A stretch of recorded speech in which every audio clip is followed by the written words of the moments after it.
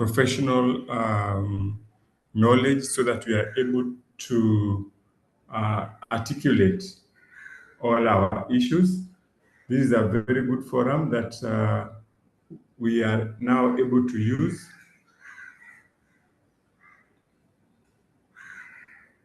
so that members can actually know where they stand professionally. So my name is Wigina, Nyarambe Wigina, as has been mentioned, and I am at the Technical University of Mombasa, currently head of department, and my specialty is hematology blood transfusion. So members, I welcome you all so that we can share. So today we are going to look at selection and modification of blood components. So we are trying to see how we do it and how we match products to clinical needs, and whether or not, and this is my bane, whether or not we support transfusion practice, whether or not the MLS actually is needed in the clinical setup to support transfusion practice. This is very, very important. And I may, in my presentation, probably mention some components or things that we don't do in our current setups, but we are always open to advancement, and I'm hoping that those of us who are in advanced labs are here with us so that they can probably also learn and see how best they can achieve. And I am hoping that all of us are able to learn, acquire more knowledge, but above all, improve our practice. And one of the issues that has come up is the issue of whether or not automation is taking up laboratory jobs. So automation is here to stay, but for us MLS, we have various and actually many avenues where we can offer our service, and let us actually take up these positions and do our best. I'm hoping that that sticks a point somewhere. So this webinar today, we want to learn on how basically the common blood components and their indications. This is very key because remember, you are the eye of the medical profession, so you need to know the indications of whatever blood components you are using. And we have always said that at the present, it is no longer whole blood, but component therapy. So then we need to be able to see whether or not we will be able to match blood products with specific clinical scenarios, explain indications for component modification. Now, that is where we are going to have issues, probably because some of us will feel like they are not in those setups, but improvement is very, very important, and therefore we need to put these into consideration so that we are able to improve our profession. Then how do we apply laboratory criteria for safe component selection? How do we recognize risks associated with inappropriate transfusion? And at the end of it, we need to appreciate our role in transfusion decision support. So component selection, why it's important. A transfusion is not one fits it all. A transfusion is not that you are going to get 1 unit of red cells and that's it, or the other person is going to get how many platelets and that's it. No, a transfusion is something that all of us need to understand and appreciate well, because when we do an incorrect component choice, then it actually increases patient risk, and the risk to the patients usually is transfusion reactions and volume overload. And of course, both of these definitely lead to ineffective therapy because remember, blood is used as therapy. So when you have ineffective transfusions, then it means that we are not doing the best.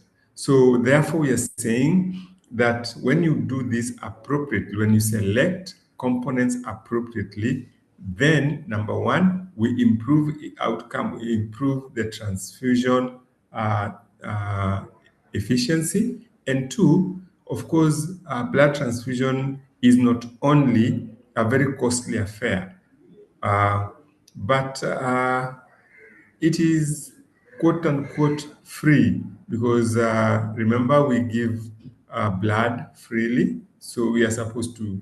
Blood is donated freely, so we are supposed to give it also freely. So that means that we are going to use our resources much better. And then finally, it is important for us to understand that we guide clinical practice, especially on transfusion. So that is key for us. Okay, so what are blood components? So, of course, today, most of us are able to understand this, that a unit of whole blood will either give you red cells, fresh frozen plasma, uh, platelet concentrates, or cryo. So all these are blood components. And um, what we are saying is that in case there is hypoxia, okay, the tissue, there's no enough oxygen in tissue, then you need red blood cells. In case a patient has hemostasis and we need to control bleeding, then we give platelets. In case we have looked at the hemostasis, we have looked at the platelets, and they are not the problem, but probably there is a coagulation factor issue, or probably we have given too much blood and therefore platelets are not functioning properly, and the coagulation cascade is not functioning properly, then we need to give plasma. And when we are in need of fibrinogen, then we give cryo. So this is important for us to understand so that tomorrow, when we have our patient, then we are able to advise the clinician that no, here we need cryo or here we need platelets. And many other components that, of course, we can get out of especially our plasma. So very fast, we do the indications. And the indications for RBC include both symptomatic anemia and chronic anemia. And in symptomatic anemia, we are saying that there will always be tachycardia, dyspnea, fatigue, in conjunction with laboratory results, which show probably very low HB, and physiologically, a patient is pale and is not able to actually, you can see that the patient is not getting enough oxygen, and therefore we need, this person is indicated for RBCs. So when there is also acute blood loss, especially during trauma like RTAs, including surgery, or when there is obstetric hemorrhage, then this is also an indication for red blood cells. Sometimes we have patients with chronic anemia, but in these ones, we say that the hemoglobin threshold, the threshold that you have put in your area for the least amount of hemoglobin necessary for transfusion, then these thresholds for hemoglobin and the patient's symptoms, whether they are going into shock or other such acute phases, then those are the ones that will determine whether or not you're going to give the red blood cells. So it is our role as MLOs to ensure that the red blood cells are compatible and that we have appropriately selected the type of blood or the red blood cells that this patient needs, either blood grouping or any other condition that may be necessary for the patient to get the best out of this. Okay, so apart from the indications, so what are our considerations? Our considerations are that number one, um, uh, we look at the hemoglobin values. Okay, so we can choose to go with restrictive strategies or liberal strategies. Restrictive strategies are where you say don't give unless, while liberal transfusion strategies are we are open to giving blood. So it is upon you in the lab to go with whichever strategy, but remember the patient is key, and it is a patient who is going to help us out to see whether or not they are going to be given the blood. So it is key for us to understand this. Then, other than that, then we need to do a cross match and compatibility. That is uh, for our case, we have ABO and RHD matching, and any other if we are able to. Then, if we have sometimes the patients that we have may need antigen negative units, and especially those patients who are alloimmunized. So if you have certain patients and you know these patients are alloimmunized, then you have to try your level best to look for antigen negative units. For example, you have a patient who has been alloimmunized with the RHD. This patient really requires uh, cells, red cells that are D negative. So we have to look for the blood. And apart from that, for laboratory considerations, we also need to monitor the response. And this is something that we need to really, really embrace. That at any one time, we must make sure that we develop a trend for HB increment and clinical improvement. So we are saying that this patient had a HB of 4. Okay, so when they have been given the blood, okay, after 6 hours, after we can actually get a good account after 2 hours. So after 2 hours, after 6 hours, whichever you choose, then what is the HB? What is the increment? Then after 12 hours, what is the increment? After 24 hours, is there a decline? And that trend will now help us to be able to advise the clinicians whether or not to give more blood or less blood, and that is very, very important. Okay, so apart from the red blood cells, we have platelet transfusions. Now, for platelet transfusions, it is indicated that when a patient has thrombocytopenia and is bleeding, then because active bleeding will actually lower platelet count, and therefore, apart from us giving the RBC, when or if it is indicative, then we also need to understand that we also need to give platelets, because platelets are also being lost. Remember, red blood cells and platelets actually their activity is in the blood circulation. Therefore, if there is active bleeding, you also actively lose platelets, and also there is platelets being consumed as a result of that loss.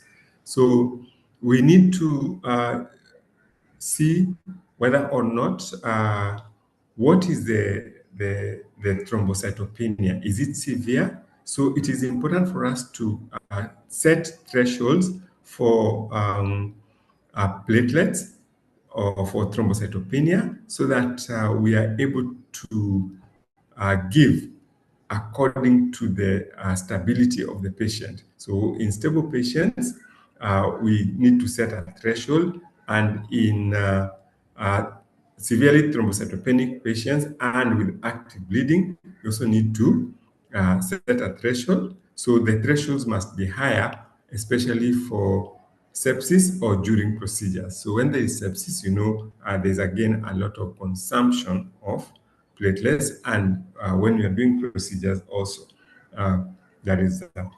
So the other is consideration is when you during before the procedure. So when you have what you call peri-procedural support, whereby we must put thresholds for every surgery, so that at any one time we know in case of this surgery there is risk of thrombocytopenia, and therefore we need to have an amount of platelets that corresponds, so that when we are asked for that, when that procedure is going on, we are ready with our platelets. And the other indication for platelet transfusion is when you have platelet dysfunction states. So we have disorders associated with coagulation, including uremia, hemolytic uremic syndrome, Henoch-Schönlein. So all those conditions are as a result of platelet defects. In such cases, then we also need to consider platelets for transfusion, and we need to therefore set our threshold so that we are able to have the platelets to give when needed. Because some patients just deteriorate so fast, and you will not understand where the platelets have gone. So it is important to be on standby. When you have such patients, you just know that you need to have your platelets ready. So platelet transfusions, this is something that some of us probably have seen, may ignore, or they do not take too much, they do not look at it very closely. However, it is important for us to do ABO compatibility of platelets, because when you do compatibility, then it improves the increment and survival of transfused patients. Remember, platelets have human platelet antigen, HPA, human platelet antigen 1 to 4, corresponding to the ABO blood group systems. So it means when you do not match the platelets, though you may not see a very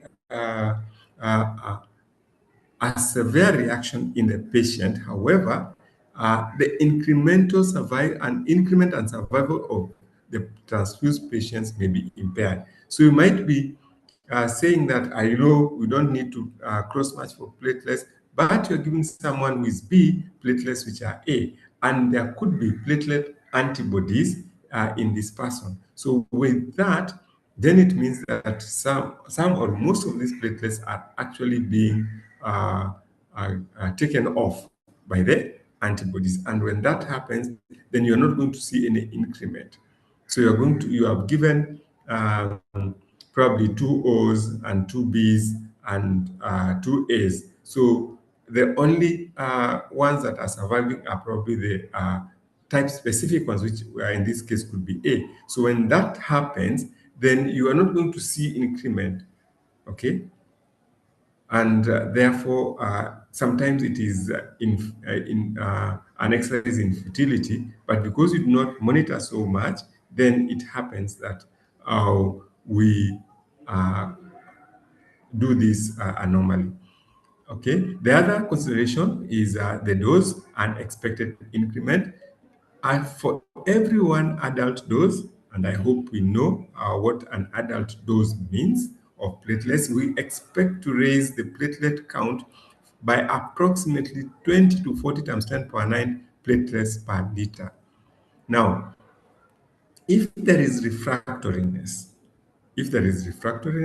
then we need to identify the cause of platelet transfusion refractoriness, and this could be associated with the first is ABO incompatibility, the second is HLA antibodies, and probably there could be sepsis and splenomegaly. So there could be some issues with the patient, and therefore there is a lot of consumption of platelets, meaning there is no increment, and that is why you are seeing refractoriness. So you're giving 2 doses, the patient platelets cannot go above 80, and you're worried, or maybe cannot go beyond 100. You're given 2 doses, 3 doses, and it's still there. So you check what is happening.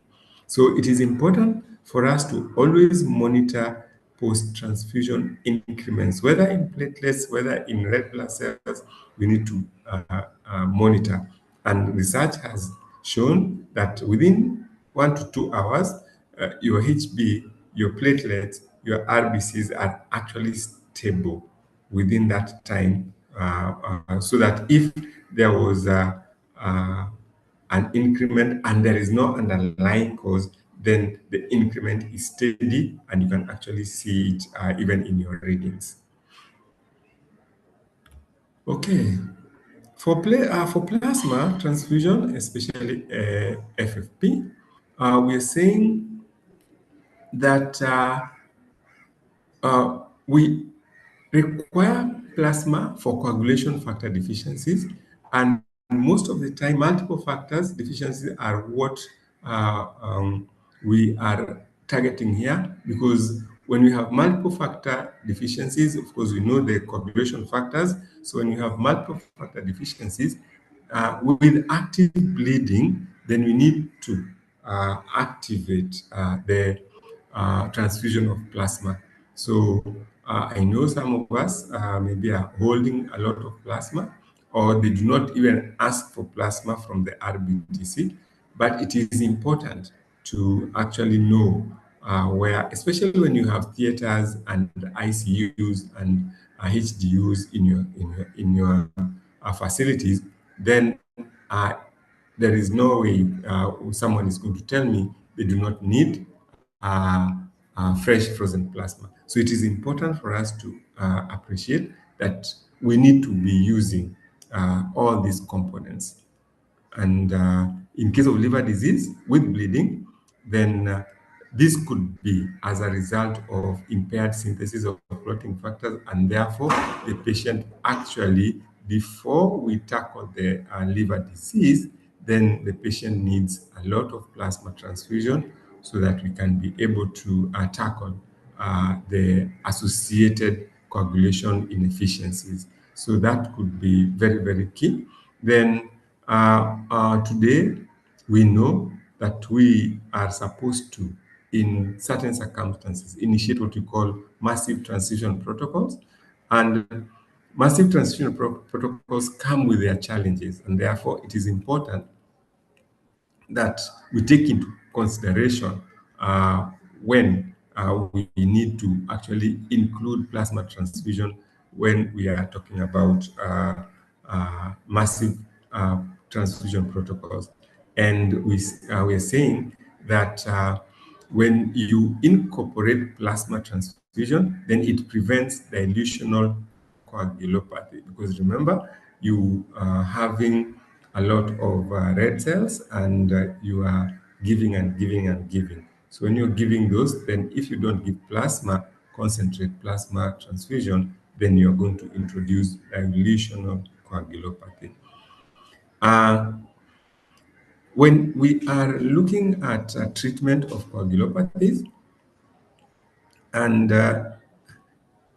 we need to do a warfarin reversal treatment, then we may be able to use plasma FFP to counteract the activity of warfarin, and that will especially help us when we are dealing with actively bleeding patients. Okay, so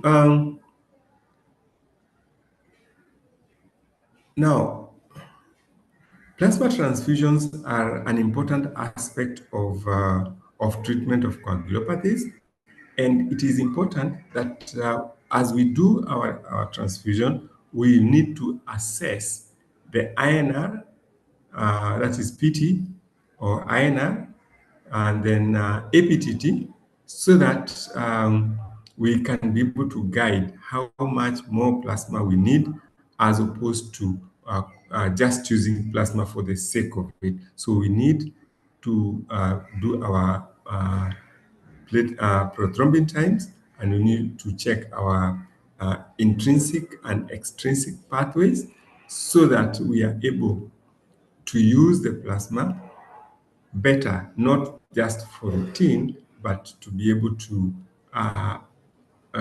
use it in such a way that it is guided by evidence from the lab. Remember, we are evidence-based. So some people would be tempted to use plasma for volume expansion. Uh, Plasma has no role in hypovolemia, so it will not correct hypovolemia. So let's ask the clinicians to not use plasma simply for volume expansion. Uh, as a laboratory, we need to ensure that the appropriate doses uh, are utilized. So it is important that we understand, we know what doses, so that when probably a patient has been indicated for plasma, we can be able to comfortably say we need 2 units, 3 units, 5 units of plasma according to the dosage that is typically there. And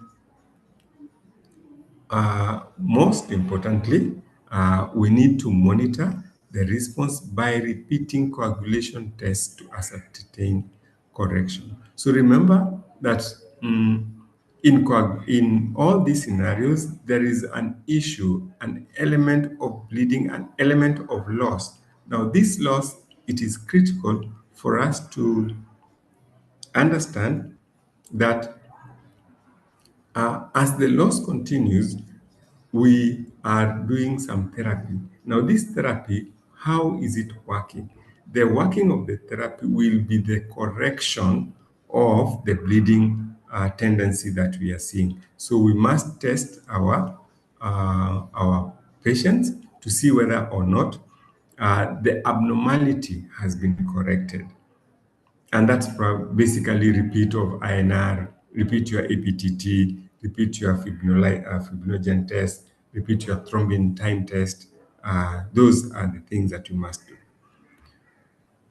Okay, so apart from plasma, we also have cryoprecipitate, and for cryo, it is indicated especially when there is hypofibrinogenemia. So with fibrinogen levels of less than 1.5 grams per deciliter and the patient is bleeding, then it is indicated that we can actually give cryoprecipitate. So as you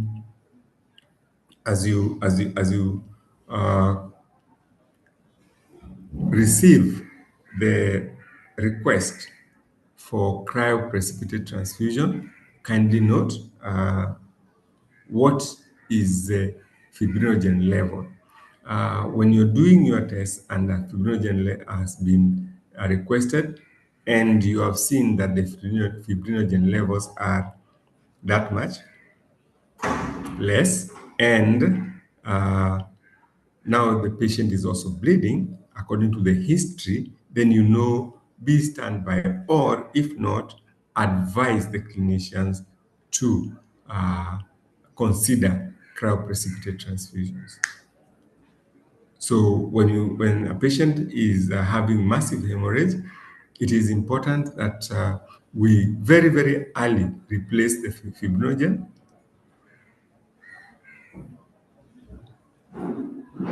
because this will improve the patient's outcome. So sometimes it helps to actually plug the bleeding. When you have disseminated intravascular coagulation, when a patient has DIC, definitely fibrinogen will be depleted. And in that case, then it is advisable that we continuously give our cryoprecipitate. So remember, with DIC, the patient is on the throes of death. So your quick action will actually help to restore the patient. So early cryo, early interventions, early vitamin K are very, very critical components of treatment, especially when you're dealing with disseminated intravascular coagulation. So again, when you have specific factor deficiencies, there are factors that are very, very good in cryoprecipitate. So when you don't have factor 13 or fibrinogen concentrates, then you can actually give cryo and it will wonderfully work for our patients. Okay, so now these components are the components that we use. It is important for us to note that as we advance in technology, as we advance in knowledge, we also know much more. We also visualize much more. So it is essential for us to appreciate that we can do more with our components, more than the raw component that we are actually giving.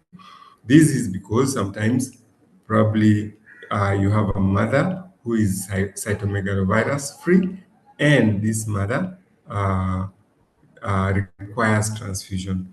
Okay, remember the infant also is at that time is cytomegalovirus free, and if you give any blood that is has cytomegalovirus, you are actually uh, you are posing a threat to the pregnancy. So it is important for us to look at this and see. We are, of course, still losing a lot of children because of things that we do not do. Not because we do not know, but because probably we feel or think that there is nothing we can do.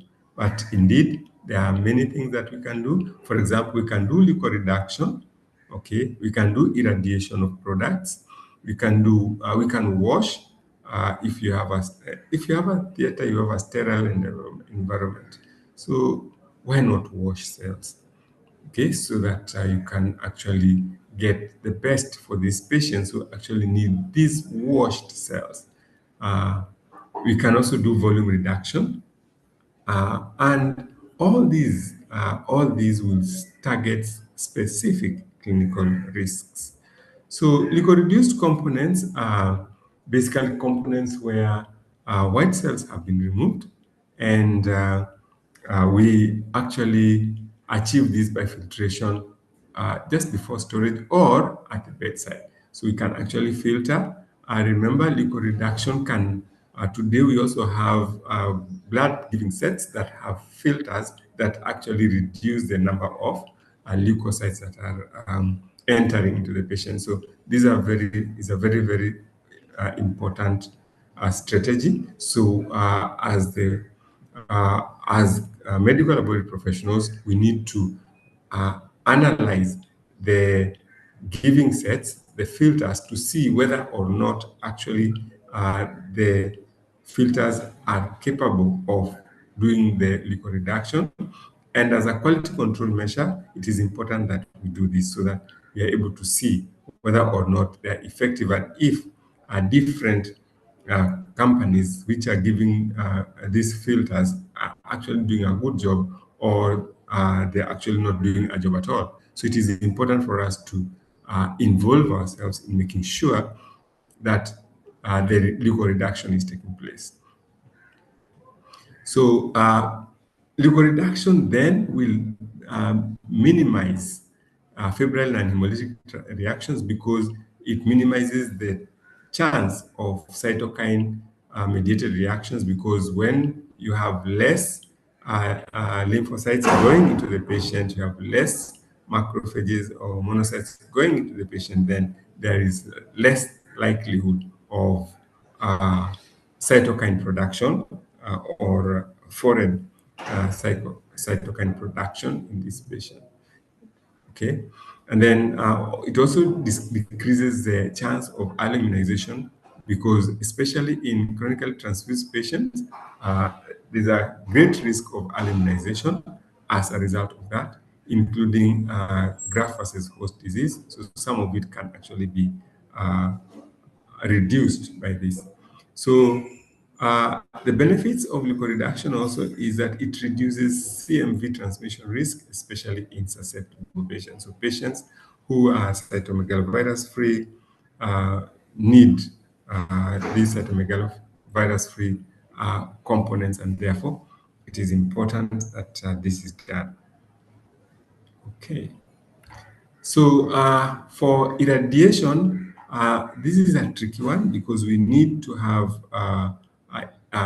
irradiation equipment, and these equipment need specialized buildings, specialized rooms, because you need to protect from radiations. So of course, the buildings must have been made using some radiation resistant substances like lead, and this is very important. So if you're doing this, or if you're able to do this, then it is one of the best to prevent graft versus host disease, especially in immunocompromised patients. These are very, very likely phenomenon where we have transfusion associated graft versus host disease. So for neonates, when you're doing intrauterine transfusions, the other day we did some intrauterine transfusions at KNH. I know there are no MLOs there, but it is important for us to understand or appreciate that they were key, they were part and parcel. So on the limelight, they were not there, but at the back end, they are actually the people who enabled the intrauterine transfusions at Kenyatta. Okay, so our responsibility is to ensure correct labeling and issue of blood. Very, very critical role there. Okay, washed blood. Now, washed blood removes plasma proteins, and usually this one is indicated in severe allergic reactions and probably IgA deficiency with IgA antibodies. When you have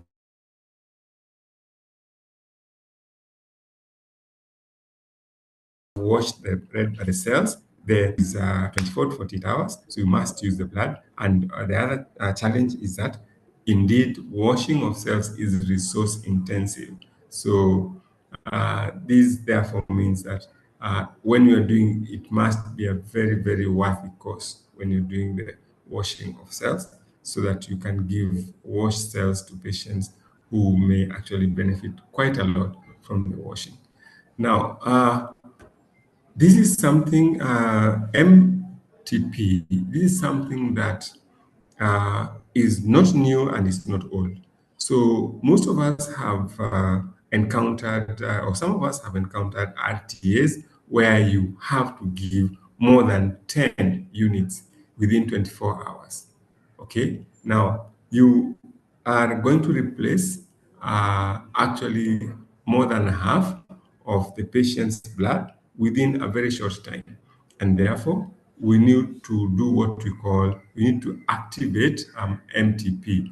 MTP protocols are very, very crucial in saving lives, especially when there is trauma, like in RTAs, when there is obstetric hemorrhage, and when there is major surgery, that and the patient is losing a lot of blood. So here, the main aim of massive transfusion protocols is so that we can be able to balance the component therapy. So we need to balance the components so that we have RBCs, plasma, and platelets, so that we can actually be able to make sure that the patient is also stable. Because if the patient is not stable, then we might lose them, either too much bleeding or too much clotting, too much red blood cells, that is circulatory overload, and or too much plasma, that is volume dilution. Okay, so with that, then we need to encourage our members or colleagues to learn about massive transfusion protocols, and in case, when need be, we are supposed to activate the MTP protocols so that the clinicians know that we are ready. So we have the panels, we have the units together, so that as when they request for them, then you can actually give that the units are either in sixes or in 12s that are going to be transfused, so that we are able to do the massive transfusion protocol. So with this, we need to also to guide the clinical wing by monitoring hemoglobin, monitoring platelets, monitoring the intrinsic, extrinsic pathways, fibrinogen, and if you are able to, you can also use the uh, viscoelastic testing. This is so that we can be able to, in real time, be able to manage to check whether or not the patient is actually going through or trying to make use of the blood that we're giving. So the use of viscoelastic testing uh, can actually help us much more than a one-time PT or INR testing. So it is important for us to also try and see if we can be able to use them. So the other guide from the lab is component selection priorities. So of course, sometimes you are called upon to give blood very urgently, and I always tell my colleagues and my students to basically not sign for that blood, because at the end of the day, the clinician is responsible for the patient. So if you give blood without cross-matching, like for example, you have given O RBCs, blood group O RBCs, then you are left back behind trying to do your cross matches and doing your spins and all that. But you've already signed. So whatever happens, that blood may cause a lot harm. It may cause allo immunization. When that happens, then because you signed, it is you to answer. But if it is an emergency and the clinical wing is saying we need this blood, then they get the blood from you, and you can only sign the compatibility label after you are sure that either it is compatible or incompatible. And that is very important. But that said, as you give your emergency, then let us try to switch to type specific as soon as possible.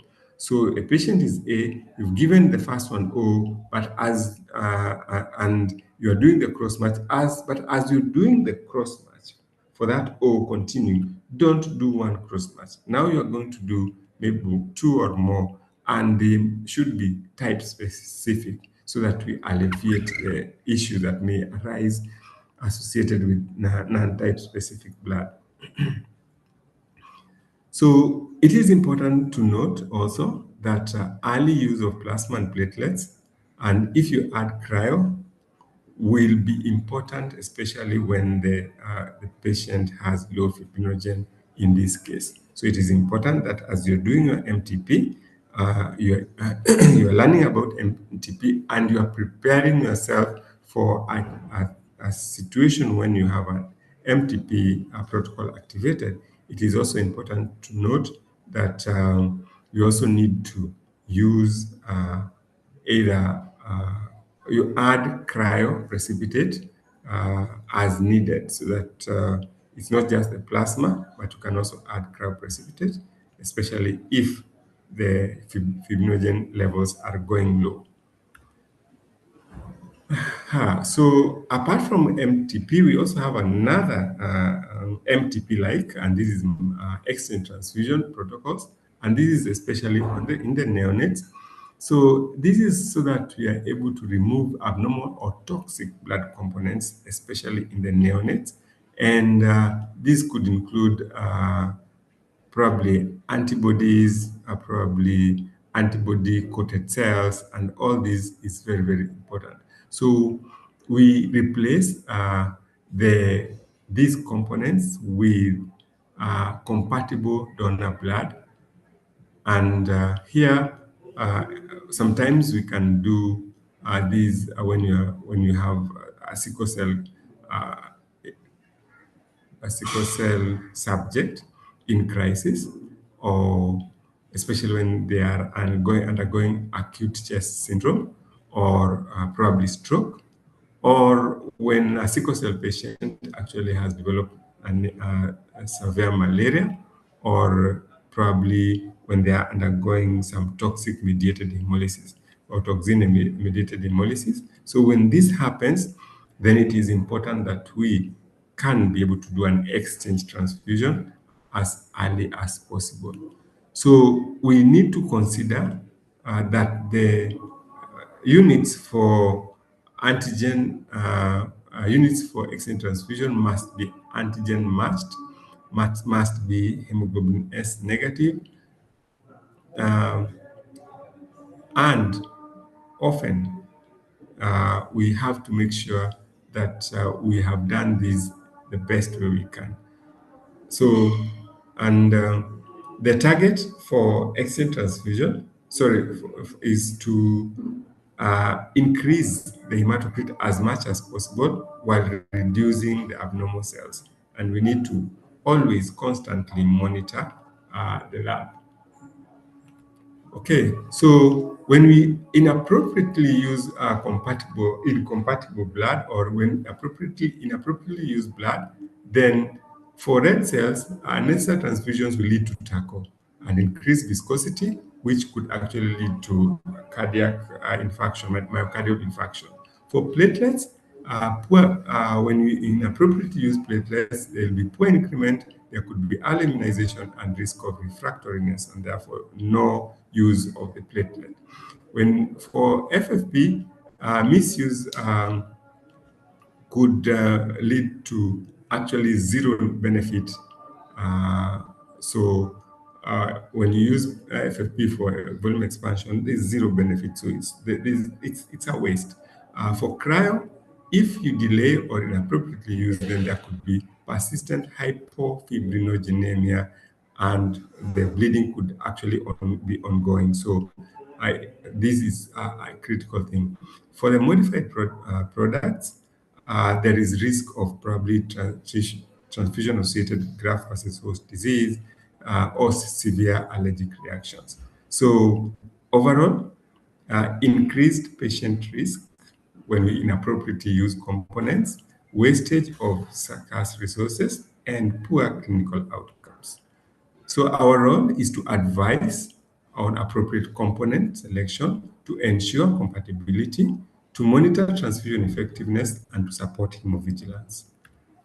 So these are common transfusion mistakes we should avoid. Transfusion based on numbers, inappropriate use of plasma, under recognition of fibrinogen deficiency, poor platelet utilization, failure to request component modification, inadequate monitoring and documentation. And this is where we stand: inadequate monitoring and documentation. We need to make sure that our transfusion is documented as far as possible. I'm sure if I came to some of our labs, we don't have any documentation concerning the blood that we have transfused, the incompatibilities, and how we have used the blood. So it is important that we try our best to report our outcomes. Key take-home messages, members, is that one, correct component selection is critical to patient safety. Two, that modifications will reduce transfusion risk in specific populations. Three, the lab guidance will improve clinical outcomes. Four, that MLS professionals are central to safe transfusion practice. Five, it is always important that we match component choice to clinical indication and laboratory data. So the clinical indication must be matched with lab data. And finally, this documentation is key. Monitoring transfusion response is key, and it will also help us to guide future care for our very important client or patient. So I conclude by saying that members, colleagues, we must match products to clinical needs, and this is a shared responsibility. It's not just for the clinician, but you, as an MLO, should be able to appreciate and share that responsibility. That your input enhances safety and safe and effective transfusion. Thank you, members.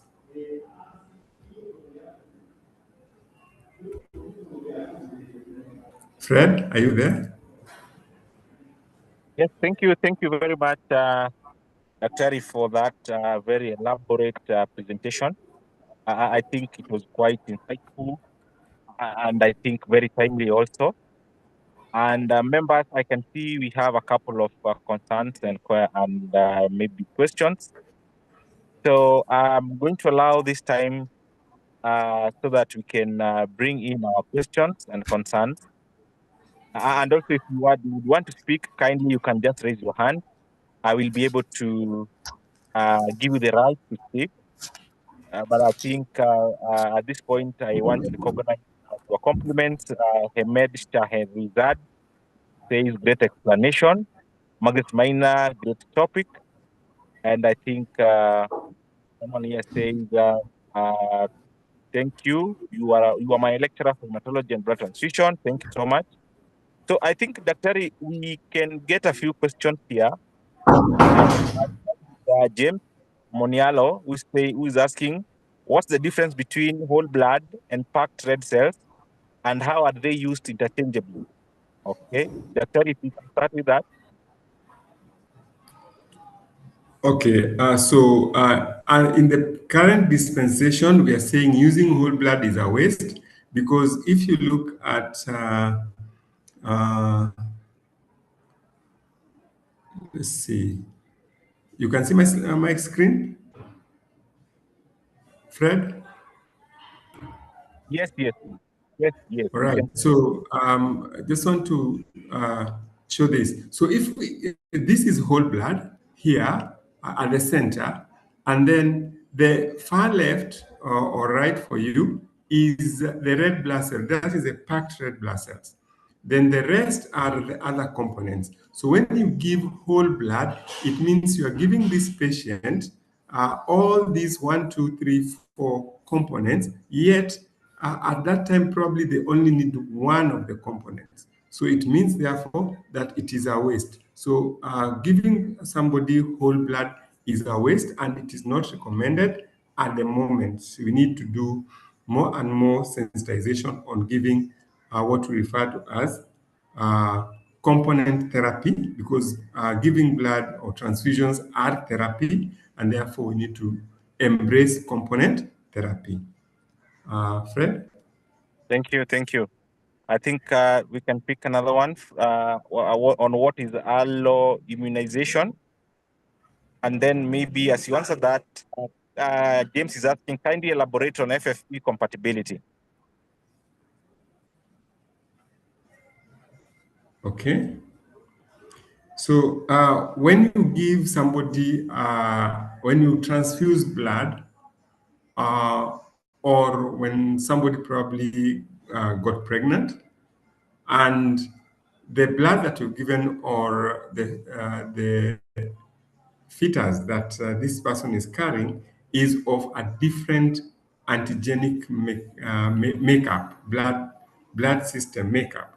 Then, if you give the blood and the blood is of a different antigen makeup, then this person could detect the antigens as foreign and then therefore develop antibodies against these uh, cells or these cells that you've given. When that happens, then you actually have caused alloimmunization, or the fetus has actually alloimmunized the mother, so that now this mother is able to produce allo antibodies, that is, antibodies against cells that may be human, yeah, for that matter. Okay. And then for FFP compatibility, I always insist that we have different types of, we have different blood group systems, and some of them are actually what we refer to as soluble antigens. So it is always my appeal that you try your best to do compatibility of FFP, especially the ABO compatibility. And if you have antibody screening or antibody identification, that would also help us a lot to make sure that we weed out as much as possible. Yes, I know that probably the likelihood of having this is about 95%, 90 to 95%. But remember, in medicine, we need to achieve 99%. So that is critical for us. So FFP compatibility, try as much as possible to give compatible, ABO compatible blood, and also do you can do a minor cross match and see what you get. Fred? Very well, Doc. Yeah, there's another one from Joshua Totich. My question is why O rhesus positive platelets can't be given to blood group A or B rhesus positive?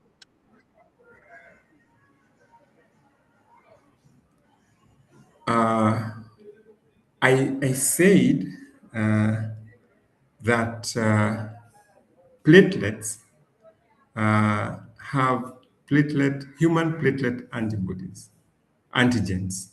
And these human platelet antigens are ABO specific. The platelet glycocalyx is actually ABO specific, meaning therefore that these patients would or may actually develop uh, antigen, or they may identify antigen. On the other hand, when you talk about blood group O, RH, I hope you are saying RH and not rhesus. So RH, whether it's D, C, E. So remember that platelets also have a plasma component in them. So that means that the O person actually has anti-A, anti-B. And sometimes these then might cause mild transfusion reactions. And remember, a mild transfusion reaction in an immunocompromised patient can actually go a long way in taking them where we don't want them to go. So my take is that the anti-A, anti-B subs or antibodies in O can actually react with A and B blood, which we do not desire, and therefore they could actually give us hemolytic transfusion reactions. Okay, Fred?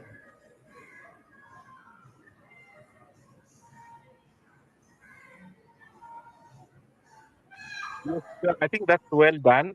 There is one here from Job Onunga. How does inventory management affect component selection in transfusion? Job, that's my student. Job is saying what? How does inventory management affect component selection in transfusion? Did you hear me, Doc? Yeah. How does inventory management affect transfusion? Now, of course, for we do FIFO in. It's very important in blood banking because fast in, fast out. Because at the end of the day, our components, our products have tight schedules. So if you do not manage your inventory well, then you are going to likely have expired products or near expiring products which you cannot use. And sometimes I needed those products.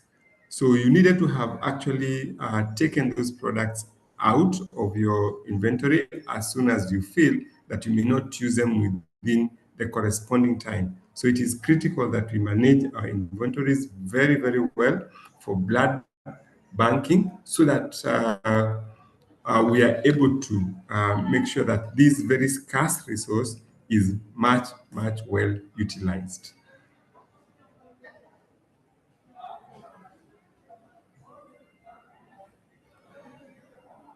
Fred?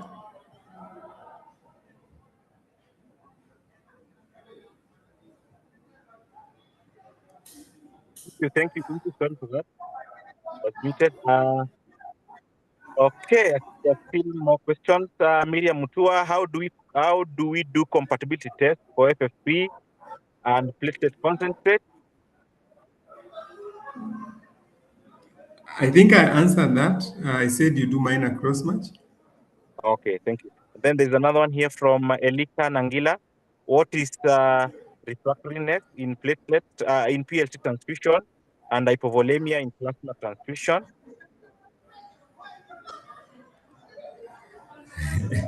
Fred, so now you guys are making me go to class. I think you should come to my class so that we discuss these things. I think I should be having online classes with some of the members here, colleagues. You when you don't when your patient does not respond to treatment, we call that refractoriness. So many a times you give out platelets and you the platelet was at 45 and it is remaining at 45. You've given a full dose, you've given another full dose, two doses, and instead of going to 60 to 80 from 45 for two doses, it remains at 60, and within 12 hours it goes back to 40. So that is platelet refractoriness.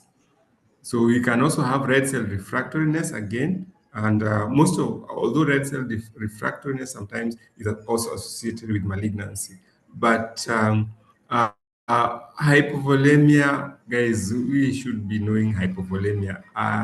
I'm going to tell you guys to go and read. Fred, can we have another one? I have told that one to go and read the Okay. other one. Yes, Okay. Fred? Thank you. Aha. I think there's a one here from Amos Kamau who's saying, thank you for the presentation. Good job. Wow. What is the ideal time period to repeat HB after whole blood or packed cell transfusion? And then the second part is, how does pint irradiation go about and the resources required?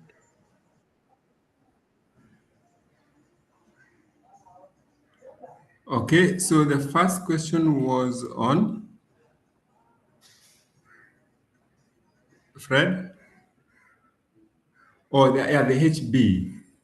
So I mentioned Yes. earlier that research has it today that indeed HB levels stabilize at around 2 hours.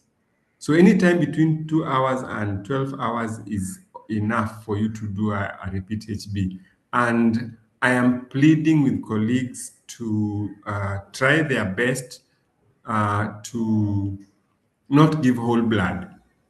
Okay, it is futile and it also puts our patients at more risk than necessary. So let us try our best to give packed cells. So the other is irradiation. The other is irradiation, and uh, okay, for this you definitely need to make sure that you have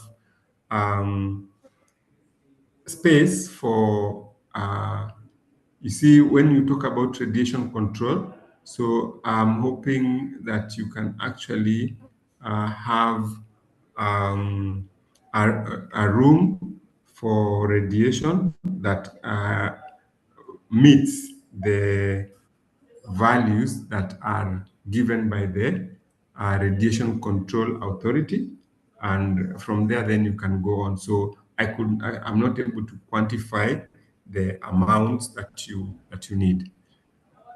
Okay, but Yeah, again, that is, I can say that you need to also try to research on that and see the best you can do, or you can actually probably talk to me later. thank you. Thank you. Dr. Wilson Gatua, I can see your hand is up. I'll give you your time. So maybe you can unmute and make your comments or observation in regards to this. Welcome. Thank you very much, Mr. Fred, and the presenter. I think he has done a very good job. Blood Thank you, transfusion is Dave. one of the. Can you hear me? Yes, we can. Thank you. Thank you. You have done a very good job. I think blood transfusion is one of the hardest units in the medical laboratory sciences, and you have done it justice. Thank you for that. I just wanted to make a comment on platelet and FFP. I know platelet as a blood product has been having challenges outside there in the field. And because people have been used to centrifuging and making those platelets as buffet coat, and then they give to the patient.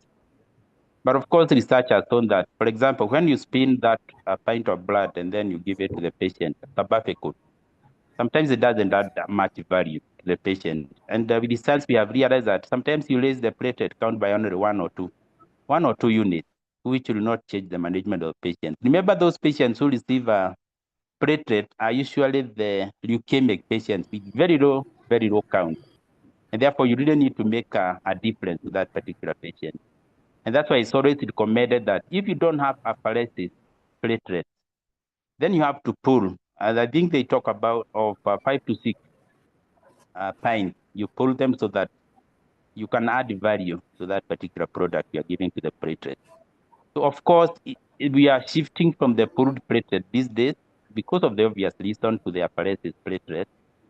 And apheresis platelet again, you remember the patient just come and donate platelet only. So if you have a donor, you'll just come and donate platelets, and then the RBCs and the other blood product will be turned to the body, so that the donor end up giving only 2 doses of platelets.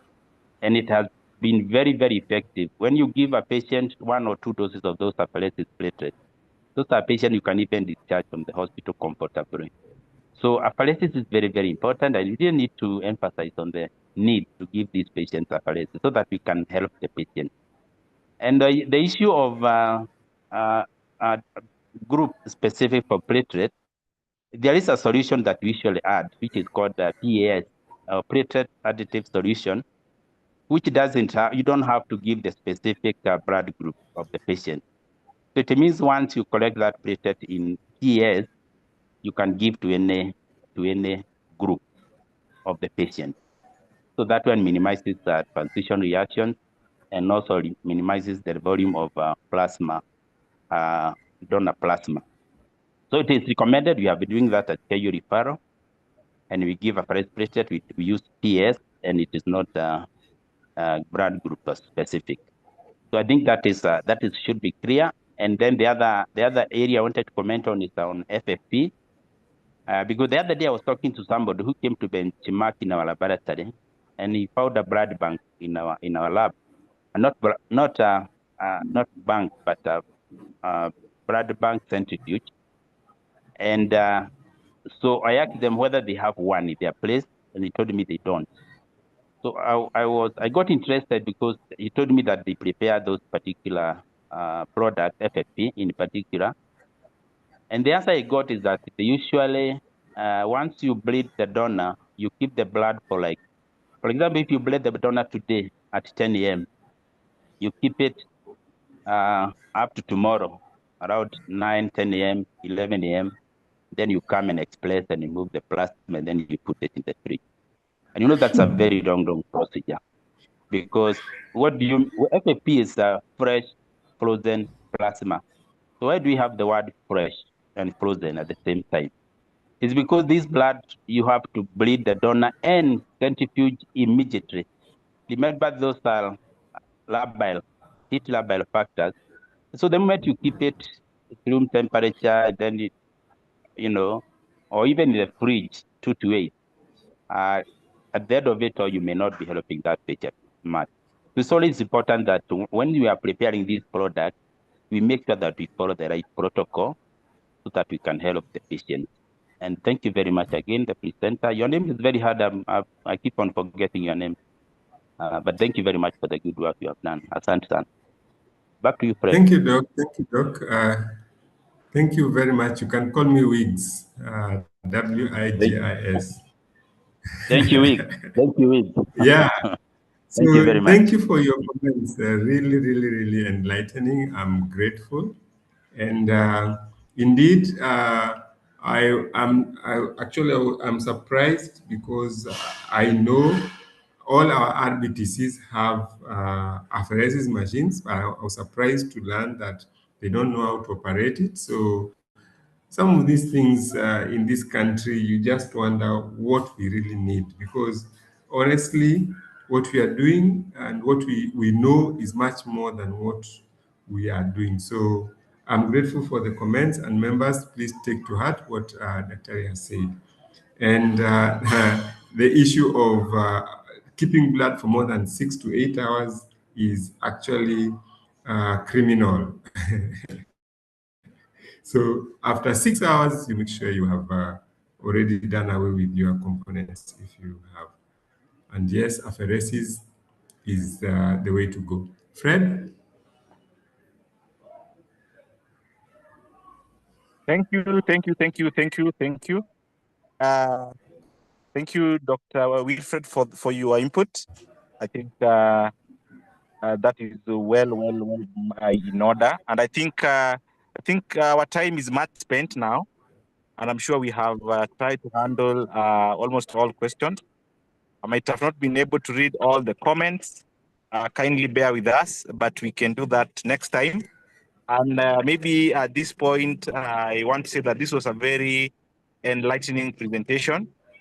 And I think it's not just some theory, but we'll be able to implement some of these things. And I'm sure that this will significantly improve our patient outcomes. And of course, it will reduce risk. And it really underscores the critical role of MLS in guiding safe and appropriate transfusion practices. So I think at this point, I'm going to take this back to you, Igina, for your closing remarks. Thank you, Fred. Members, colleagues, I am grateful that you came. And I just want to emphasize on the closing remarks.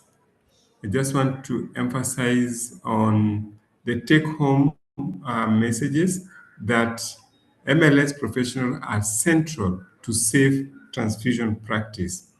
And finally, that matching products to clinical needs is a shared responsibility.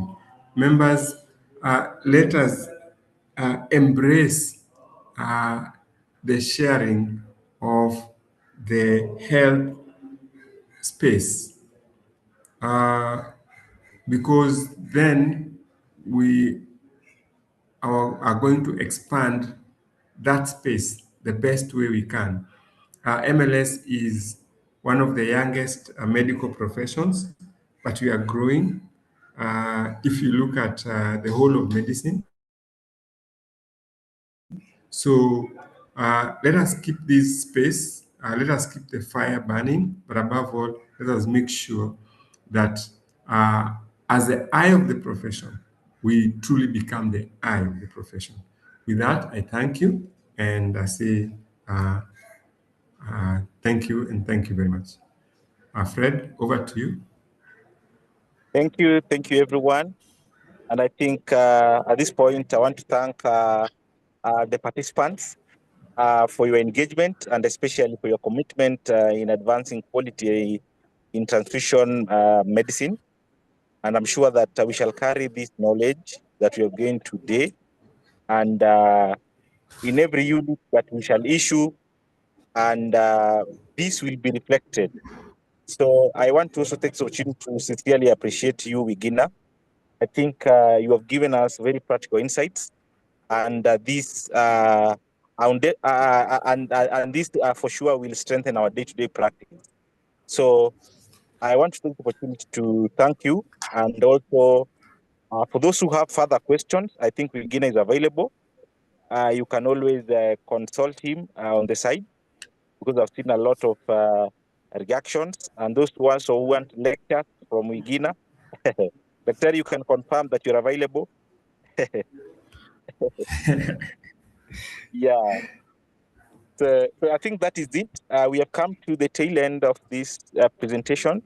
And from us here at LMSK, we want to say thank you. And I want to repeat again that we have not yet uploaded yesterday's session.